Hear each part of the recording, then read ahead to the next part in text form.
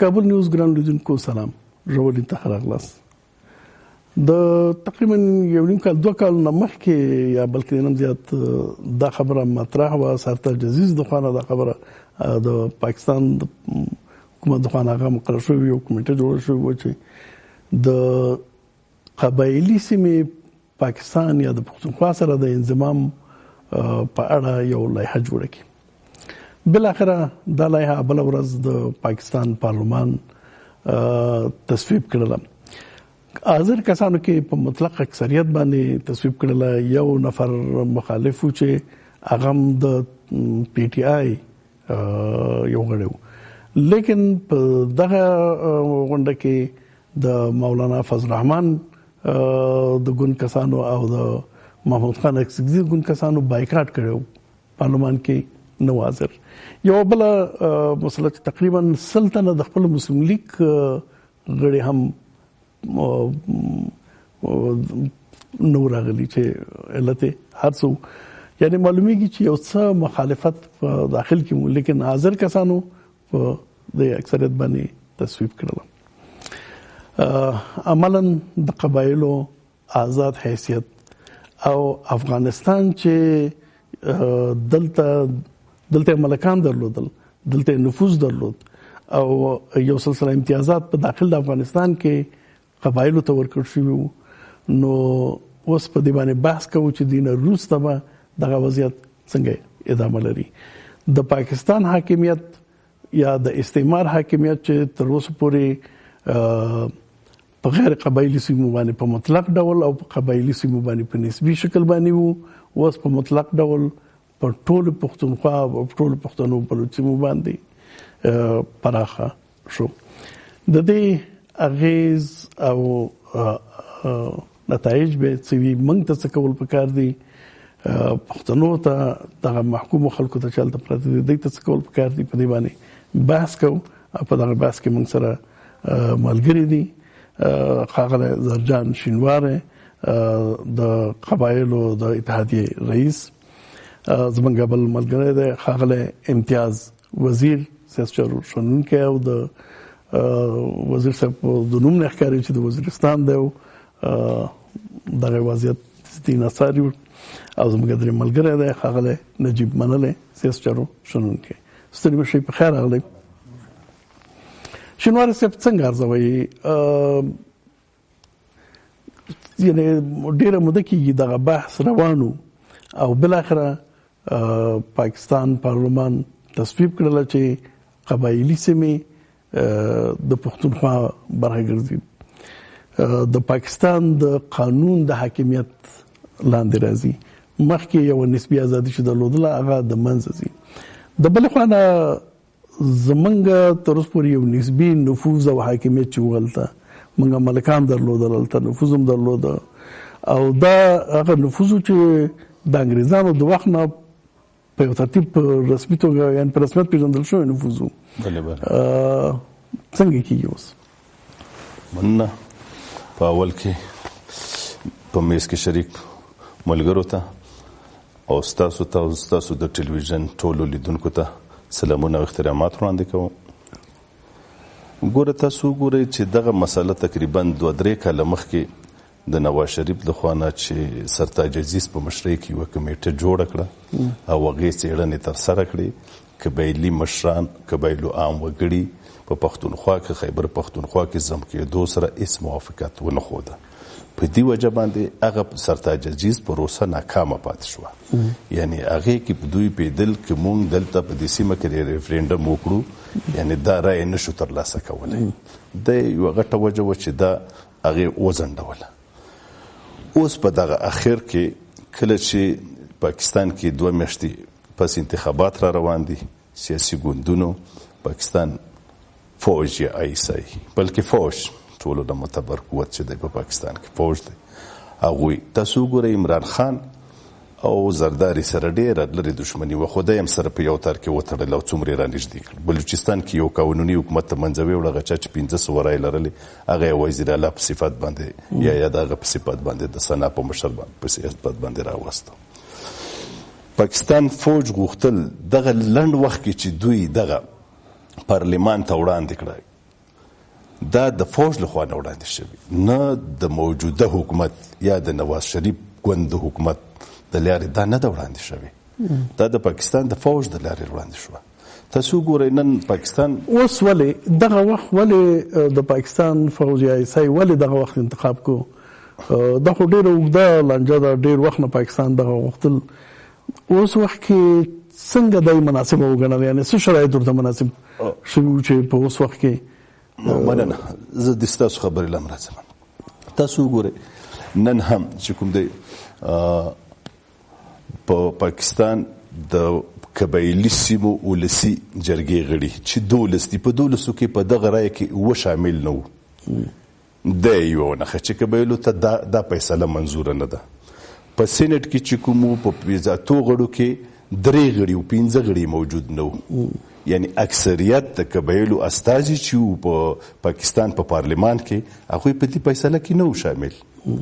بلکې تاسو اوریدلی د مولانا فضل الرحمن جمعیت العلماء سناتور عبدالغفور په میډیا باندې آزادۍ راډیو سره دا خبره وکړه چې دا زموږ په خوښه نه دی شوی، دا د ټوپک په زور شوی. ژورنالیست تر پوښتنه وکړه چې ټوپک د چا وویل؟ چې د پوج. یعنی دا چې ما تاسو ته مخکې وړاندې ووي دا خوښه د نظامیانو وه او په داسې وخت کې منځله راوړه چې دوی دلته لیدل چې نواز شریف ډېر د فشار نه لاندې دی. حتی زرداری ګروپ او د عمران خان پارټي دوی دواړو یو اعلان سره جوړ کړی و. په نواز شریف یې هم فشار راوړ، مجبور یې کړ چې دغه د قبایلو هغه چې کوم دی په پارلمان کې په رای اکثریت سره منظوره کړي. دا یو غټ علت. بل دا وګورئ فیصله دا تصمیم دی وخت کې ولې ونیول شو؟ په هغې څه خبرې کوو چې قانوني اړخ څنګه دی منحصب کول پکار دي. آیا وضعیت دی ته ډېر مناسب؟ مثلا افغانستان دلته یو کمزورې حکومت دی او یا که بعضې خلک خو داسې فکر کوي چې د پاکستان نفوذ په دغه حکومت کې د پخوا په هر وخت نسبت زیات احساسیږي، یعنی د افغانستان د خوا نه د یو مقاومت یا مخالفت دغه ورته نه متوجه. ګوره دا ښکاره خبره، کله هم که په افغانستان کې یو مضبوط او ولسي حکومت راغلی دی، پاکستان د هغه نه ډېر پریشانۍ لري. دا ښکاره خبره. تاسو وګورئ د دې په یوه چې دغه موضوع پارلمان له راوړي یا قبایل په خیبر پښتونخوا کې ځم که هغوی په سیمې خاردار باندې بنا وکړه. سیمې خاردار په بنا باندې په کار دا و چې افغانستان دولت ډېر شدید رد عمل ښودلی وی. پاکستان حکومت دی ویلي د ډویرلین په معاهده کې ته تذکر شته دی د انګریزانو سره چې که چېرې د خیبر په قبایلي سیمه کې هر یو دولتکار کا د بل موافقه به لازمي اخلي. پاکستان د افغانستان موافقه نه ده اخیستې، خودسرانه یعنی دومره دغه سیمې خاردار دوی د افغانستان په هغه ساحه کې هم رانه نه ایستلی دی چې په کیلومیټرو باندې دی. ولې دولت له خوا نه بدبختانه زه وایم چې په دې باندې هیڅ نوه چې کوم دی که نه تصمیم نه دی نیول شوی. په کار خو دا وه چې پاکستان حکومت ته هیات تللی وی یا په ملل متحد کې دا موضوع وړاندې شوی وی، طرحه شوی وی او دومره حد اقل افغانستان حکومت کړی وی چې په پاکستان یې فشار راوړی وی، په نړیوالو یې فشار راوړی وی چې حد اقل همدغه ټول پوښتنه په قبایلو کې ترسره شوی وی چې دوی په خیبر پښتونخوا کې ځان شاملوي، که دوی افغانستان سره پاتې کېږي، که ځان له صوبه غواړي، که ځان له سټیټ غواړي. څه کول غواړي؟ صحیح بروسه په دې باندې خبرې وکړو چې موږ ته حکومت ته موږ ته ټولو افغانانو ته څه کول پکار دي، څه کولی شو، څه کول پکار دي، په دې وروسته خبرې وکړو. وزیر صاحب قبایل خصوصا وزیرستانونه نن د تاریخ په بدترین حالت کې دي، په خپل کورونو کې نه دي، کورونه ایستل شوي دي، بې ځایه دي، خپل کورونو ته راتلی نه شي، کوم ځایونه چې دي هلته بمونه را اوس هم فرش دي. یوازې وزیرستان باجوړ کې هم دغه حالت دی، په مومندو کې هم دغه حالت دی. په دغسې وضعیت کې د پاکستان حکومت دا فیصله کوي چې قبایل هم کمزوري حالت کې دي، هم په دغسې حالت کې دي چې سره ډېر دغه لاندې دي، د فشار لاندې دي. قانوني اړخه څنګه ارزوي دغه مسله؟ د قبایلو نه پوښتنه شوې ده، د قبایلو رضایت او مشروعیت د دې خبرې د پاکستان د قوانینو په اساس څنګه ارزوي؟ ټلویزیون همکارانو ته دلته زما سره په دې مجلس کې ناست زما دواړه مشران منلي صاحب ته شنواري صاحب ته خوشحال یم چې تاسو سره را نن په دې مهمه موضوع باندې سره یو ځای شوي یو. اول خو زه دا ویم چې خبرې ډېرې په دې خبره باندې کېدلی شي، په دې ایشو باندې ډېرې خبرې کېدلی شي، خو دا کوم کار چې پاکستان کړی دی او موږ دې ته ویلی شو چې دغه په افغان ملت باندې د افغان ملت په یو برخه باندې پیشحال د پاسه اشحال شوله، یو ډاکه یې چې کوم دی که نه واچوله په دې شي باندې. نو په دې نسبت باندې زموږ دپاره دا توره ورځ ده او رښتیا خبره ده چې په لرو په بر کې ډېر خلکو دغه د تورې ورځې په نام باندې یاده کړې ده او تاریخ په همدا لیکي. اوس خبره دې ته راغله چې دغه یې څنګه وکړله. دغه د پاکستان چې کوم ملیټري اسټبلیشمنټ دی هغې پریارټي وه او دوی دا غوښتل چې اوس موږ د دې وخت چې کوم دی دې حالاتو نه موږ فایده واخلو او دوی مسلسل دا کار شروع کړی دی. دا چې کوم د وار ان ټرر په نام باندې یو په لرو په بر کې یو غوبل یو فساد شروع شوی دی او پاکستان ورکې خپله دوه مخې درې مخې لوبه لوبوي چې نن ټوله دنیا ته بربند شوی دی. هغې په نتیجه کې دغه دی موږ چې ورسره اکشن وکړله د بورډر مینجمنټ خبره راشي، هغې په نتیجه کې خردار تارونه مخې ته راځي، سپین بولدکو په ډیورنډ باندې چې کوم په ترخم باندې ګیټونه صفري نقطې خبره مخې ته راځي. همدغه شانته کې چې کوم دی نن لاندې قبایلي سیمې چې 10,000 سکویر کیلومتر علاقه 15 میلیونه نه زیاته موږ دا دعوا لرو چې هلته آبادي نفوس پروت دی، هغه راخلي د ساعتونو په حساب سره چې کوم دی که نه هلته د پاکستان په جلو کې خلکو نه پوښتنه نه کېږي. او بیا داسې ده چې دغه سیمه قبایلي سیمې چې کوم دي دغه د پاکستان سره څه تړاو نه لري، دا د پاکستان دینه ده اصل کې دا سیمې په تاریخي توګه باندې یعنې پاکستان پارلمان دا حق نه لري چې تصمیم ونیسي. پاکستان چې کوم خپل اساسي قانون دی هغې اساسي قانون کې هم تر نن ورځې پورې دا خبره لیکلې شوې چې پاکستان پارلمان د پاکستان هیڅ قسم اداره دغه واک او اختیار نه لري چې دوی په قبایلي سیمو په حواله سره هلته د ولس په حواله سره یا په نظامي لحاظ سره یا په سیاسي لحاظ سره یا په هر حواله سره بربنده قبضه ده، بربنده قبضه ده، په قبضه د پاسه قبضه ده.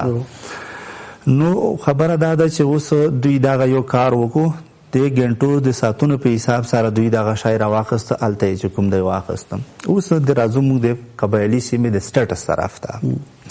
موږ تاسو په دې شي باندې باور لرو، همدا خبره ده، دا رښتیا حقیقت دی چې قبایلي خاوره قبایلي ولس د په تاریخي توګه باندې د افغانستان د افغان ملت برخه ده. هیڅ قسم کرخه هیڅ قسم کارغړنې کرخې یا تارونه دغه شیونه ملتونه نشي بیلولی، ځکه چې زما یو فامیل چې کوم دی زما یو د ورور د کرخې ای غاړه ته پروت دی او بل ورور مې د غاړه ته پروت دی، دغه د زما نن یو ورور هلته پروت دی او زه نن دلته تاسو سره مخامخ یم. نو په تاریخي لحاظ سره په موږ باندې په تاریخ د پاسه جبر شوی دی، تاریخي ظلمونه په موږ باندې شوي دي، یا څه زموږ کمزوریانې او څه چې کوم دی زموږ لاندې غلطیانې، څه دلته شاهي خاندانونو غلطیانې، هغې په نتیجه کې موږ د یو سختې سره مخامخ شوي یو. اوس ګورې تاسو راشئ د 1975 چې کوم اکټ دی هند اکټ، هغې لاندې چې کوم دی لکه ښکاره لیکلي شوي دي د 311 مادې کې چې قبایلي سیمې هغه علاقې دي چې دوی مثال د فرنټیر سره لګېدلي دي او د هغه علاقې چې بلوچستان کې دي.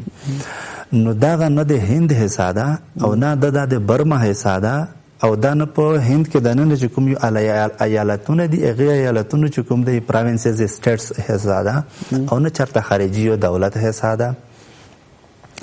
اوس پاکستان یا هند که په وجود کې راغلي د هغې اکټ په نتیجه کې رامنځته شوي دي. همدغه پاکستان و چې د 1956 پورې یعنې د 55 کال پورې هم د دې اکټ لاندې دوی چلېدل که نه، هغې نه وروسته چې بیا دوی اساسي قانون څه لږ ډېر مات ګوډ یې جوړ کړو، هغې نه وروسته دوی دا شی بیا لږ هغه شو. هغې نه وروسته بیا 3 جون 1947 هغه چې کوم مثال دوی دغه اکټ راغلی د انډیپندنس اکټ چې ورته ویل شي هغه کې د قبایلو په حواله سره پاکستان هغه کې ټریټري واضح شوی دی پاکستان کوم علاقې کوم جغرافیه څه ده نو په هغه کې لکه د قبایلو په حواله سره سیم په حواله سره هیڅ ذکر دلته نشته ور سره اوس پاکستان یو طرف ته دی وی چې زه د بریټینز چې کوم دی هغه انهریټر یم زه مثال هغه نغه وارث داسې مخستاني دي بیا خدای سره قراردادونه په اساس مستند او کته دا وی چې نه داسې مزما دي نو بیا کته په دې باندې چې کوم دی بیا خو لکه په ټول شي کې ګډوډ دای راځي نو په یو صورت سره دا قانون موږ په ارحال د پاسه ارحال شوی یو مشتپلر په بر کې ډیر لوی د ماتم ورځ د غاډن او زما په خیال سره چې قبایلی ولس با د دې شی په یو صورت سره منلو ته تیار نه دي او د دې شی زدا خبره واضح کوم چې دا کومه خبره دوی وکړله د دې په پاکستان ته ډېرې سختې نتیجې ورسي پرون ورځې پورې پاکستان کې چې کوم قبایلی سیمې دي قبایل دي هغه دا خبره کوله چې ترهګر ته ترهګر ستا پلار دی ترهګري پلار په بر کې تا روانه کړې ده نن په دې قبایلی سیمې کې چې کوم دی کنه په دې کې به د ازادۍ غورځنګونه په داسې انداز کې مخه ته راځري چې هغه به د پاکستان خوب چې کوم دی کنه دا باید ترور کوي همدغه شانته کې چې بیا ور سره چا د شاه شجاع کردار ولوبو په دې سلسله کې زبل خبره کول غواړم مشران دي خو زبل لګا ځوانانو په ژبه کې خبره وکم چې په دې کې چا ور سره دغه دې ته مونږ ملي خیانت ویایو بالکل هغه ملي خاینین به هم یو ورځ چې کوم دی کنه دا ملت د ولس به چې کوم دی کنه د احتساب د حساب کتاب د کغه به راکش کوي او تاریخ به چې کوم دی د شي راکش کوي ان شاء الله زمونږ د افغانانو د ټول ملت عمومي دایره چې دا منله سب یوازې قبایلی سیمو پورې محدود نه ده انګریزان راغلل دلته تجاوز وکړ او افغانستان نیمایي ک پښتاني نیمایي کړل نیمایي اخواته پاتې شول نیمایي ډیورن کرخنه د اخواته د اوسنی افغانستان په شکل باندې د پاکستان د دې عمل نه وروسته چې قبایل په یعنی به دینه چې د حق ولري یو قبضه او غصب په شکل باندې د خپل حاکمیت لاندې راولي دغه دایي باندې مجموعاً څه تاثیر لري کنه اول اجازه راکړئ چې زه د خپل ملګرو سره د باس ملګرو سره یو څه مخالفت ښکاره کوم د پنځشنبه په ورځ او د جمعې په ورځ هیڅ نه دي شوي هغه څه چې شوي دي هغه د هیڅ مساوي دي د پاکستان پارلمان یو تصمیم نیولی دی په داسې ساحه کې چې دغه صلاحیت نه دی نو دا نه زموږ لپاره توره ورځ ده نه زموږ لپاره خړه ورځ ده زموږ لپاره یوه ډېره عادي ورځ ده یو غیر قانوني حکومت یو غیر قانوني اکټ کړی دی او عملا زموږ په دایه باندې زموږ په وختونو باندې زموږ په حقونو باندې هیڅ اثر نه غورځوي یو اثر غورځوي قبایلو سیمه درسته ده چې د دایه د قبایلو پورې محدوده نه وه د امونه نیولې تر اټکه پورې د یو ملت خبره ده لیکن قبایلو یو امتیاز یو فرق درلوده چې دوی په ډېر دغه ازادي دغه فرصت درلوده چې افغانستان سره خپل اړیکې روابط وساتي او تګ راتګ موجود وي یو څه امتیازات دلته ګرچې هغه ډېر نشته امتیازات بیخي په نش برابرو د افغانستان حکومتونو خو همیشه دلته فقط غولول کړي دي صادقانه کارونه کړي لیکن په ترتیب یو فرصت و چې که یو صادق حکومت وي هغه نه استفاده کولای شول مثلا موږ هلته ملکان درلودل موږ دغه څو کاله مخکې پورې د افغانستان بیرغ د حیات آباد سره نږدې دغه سیمو پورې د ملکانو کورونو باندې ځړېده دغه شی نه موږ د لاسه ورکړل هېڅ هم د لاسه نه دي ورکړي موږ هېڅ د لاسه نه دي ورکړي په دې تېرو 80 کلونو کې افغانستان د خپلو د لاسه تللو ځمکو په اړه باندې هیڅ کله واضح سیاست نه دی درلودلی او په تیرو 40 کلونو کې خو بیخي دغه موضوع هیره شوې ده په تیرو 10 کلونو کې تقریبا بالفعل موږ د پاکستان حکومت د غزا کې منلې دي. هغه امتیازات چې تاسو ورته اشاره وکړه د پګړۍ امتیازات دی او کده ملکان امتیازات دي دا غینه د 1992 را په دې خو هیڅ استفاده نه شوی. نو استفاده نه شوی لیکن یو فرصت یعنی یو کړکۍ و خبره په دې کې یو کړکۍ و چې موږ هغه نه استفاده کوله کنه کوله اراده وکنه لیکن فرصت اوس هغه فرصت در باندې وته کړکۍ د بند کړه. دا کړکۍ ماته معنا نه لري. دا کړکۍ ماته اصلا معنا نه لري. زه حالت نه غواړم چې ځلته ملک ولرم. هغه زما برخه ده. هغه زما د وجود یو برخه ده. نو زه په هغه باندې په دې باندې ځان نه خوشاله چې ماته اجازه راکړ شوې ده چې یو څوک د زما نمائندګي وکړي. نو په دې خاطر زه یعنی موږ ته په دې اکتفا نه ده په کار چلته یو ملک ولرم یا یو ورکه امتیاز ولرم. هغه د افغانستان د خاورې برخه ده. د افغانستان د خاورې برخه ده. تر ټکه پور د افغانستان د خاورې برخه ده. او په هر اقدام چې کیږي هر تاسیسات چې جوړیږي که ګټور تاسیسات یې موږ هرکلی کوو او که ګټور تاسیسات نه موږ باید مخالف اوسو. هغه که په اټک باندې وي او که په تورخم کې که په سپین بولدک کې. نو په دې خاطر زه دا ویل غواړم چې پرون هیڅ نه دي شوي. په افغانستان کې مونږ ته پکار ده چې مونږ د خپل دغه خلکو په باره کې چې زمونږ بیل شوي دي په مصنوعي ډول بیل شوي دي زمونږ د دوی لپاره یو سیاست ولرو. دا سیاست زمونږ وظیفه ده چې باید ولرو. دا د پاکستان نه مونږ نه غواړو چې موږ پاکستان موږ ته اجازه راکړي چې موږ سیاست ولرو کوی نه لرو. دا موږ د امریکا نه اجازه نه غواړو چې موږ اجازه راکړي سیاست ولرو کوی نه لرو. دا زمونږ وظیفه ده. د افغانانو وظیفه ده چې موږ د دې لپاره یو سیاست ولرو یو لار ولرو. نو دا خبره چې وتړو د انضمام مسله د څو اړخونو سره مطالعه کولای شي. اول دغه خو پښتانه ټول په یو غږ نه دي. د عوامي نېشنل ګوند د انضمام پلوی دی او محمود خان مخالف دی. په قبایلو کې یو شمیر ملکان د دې په طرف دي او یو شمیر په مخالفت کې دي. دا خبره چې په دې ډول باندې قبایل او پښتونخوا سره یو شول دا هم کومه خاص خبره نه ده ځکه چې پښتانه په 3 برخو ویشل شوي دي. د 2 برخو یو ځای کېدل کومه معنا نه لري تر څو ټول سره یو ځای نشي. بل خبره ده چې کچيري خو هغه یو کېدل داسې نه دي چې پښتانه سره یو شوي دي. پښتانه هغه یو والی خو مخکې نه موجود قبایل او پیښور خو سره مخکې نه جدا نه وو. لیکن هغه څه چې مهمه ده هغه د په اصطلاح هغه د پاکستان د قانون حاکمیت په دې سیمه باندې ده. د پاکستان د قانون حاکمیت تقریبا څو میاشتې مخکې د پاکستان د سترې محکمې صلاحیت قبایل ته غځول شوی وو. دماغي کار سلسله ده. دماغي کار سلسله ده. دماغي کار سلسله ده. دا هغه څه دي چې عملاً کچیرته په دې سیمه کې اف سی آر حاکم وو او کچیر ستره محکمه دلته صلاحیت ولري دواړه د افغانستان د نظره مساوي دي. درست.